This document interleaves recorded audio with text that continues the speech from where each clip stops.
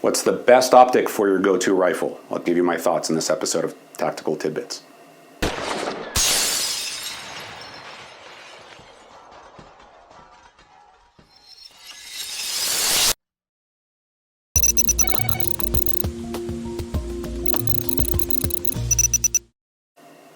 Hey guys, we're talking about optics today.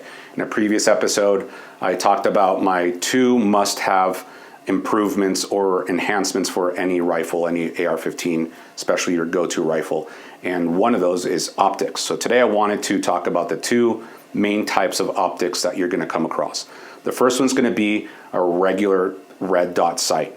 Very simple, something like this on my go-to rifle, which is Trijicon MRO, small and light, and it just has a 2 MOA dot in the center of it. Not a very complicated reticle or anything, very straightforward. And so what are the pros and the cons?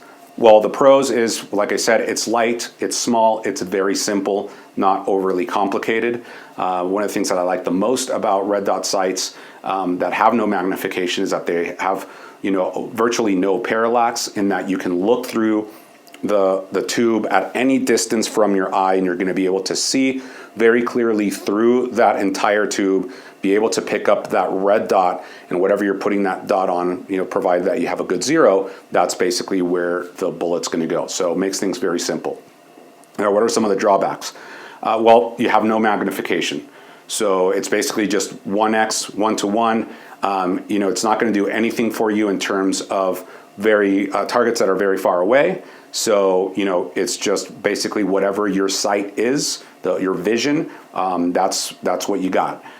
So, in my case, or, not that big of a deal. And we'll talk about that more a little bit after we talk about the next one, which is the LPVO, or low power variable optic. What that means is this is an optic, as you can see, bigger optic here, and it has basically a magnification from 1, in this case, to 4. But now you see these in 1 through 6, 1 through 8, even 1 to 10. All right, and this is a low power variable optic, and low power meaning that it goes all the way down to 1, as opposed to some other magnified optics that you'll see that they might start at 3 or 4 or 5 and go up all the way to 20, 24, whatever it is, and those are usually for marksman rifles, for precision shooting rigs, things like that. But for low power variable optics, they're always going to start at 1, and then you're going to have a range of 4, 6, 8, 10, whatever it might be. Now, as you saw, the size is significantly different, which means weight. So obviously one of the cons there is going to be that you're just adding a lot of weight to the rifle.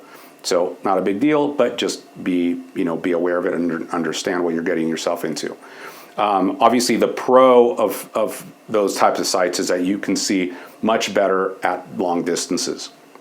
Really, really helps when you're looking at small targets or even large targets, but at further distances. So it really makes the range of that rifle, the effective range of that rifle, much higher than something without magnification.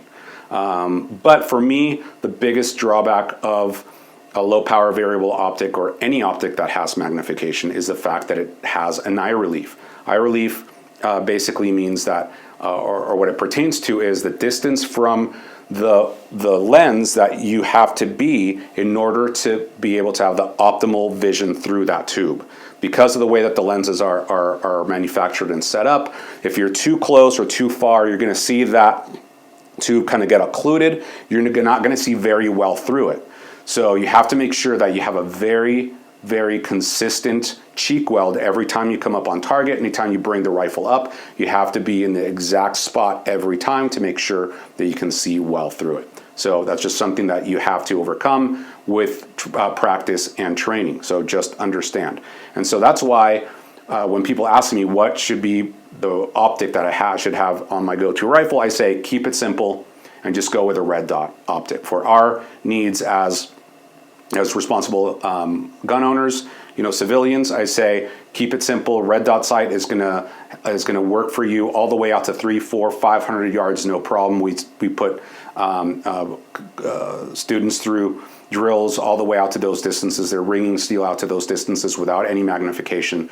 And again, you're keeping it simple. You're doing something that's very natural and easy to do, even for people that don't have a lot of experience. So I tell people just start with a red dot sight and go from there. If you want, especially if it's your only rifle and if it's your go-to rifle, just go with a good quality red dot sight. Once you start building other rifles or you have other needs or you want to build something like this, which is set up like a DMR or designated marksman rifle, this is my coyote and pig gun, then you can start thinking about an LPVO. This has an 18-inch match barrel. I shoot only match ammo through this, 77 grain open tip match stuff. And again, I'm shooting at much longer distances, and this is a completely different mission, if you will, than my go-to fighting rifle, which, as you can see here, has a red dot sight. So that's what I tell people in terms of, generalities. Again, we're talking about rules of thumb. There are no absolutes, but that's just my 2 cents. So let me know what you think, and I hope it helps. But the most important thing is always get out and train. Become comfortable with whatever the gear is that you pick, that you end up going with. All right, so I hope to see you out in the class soon. Take care.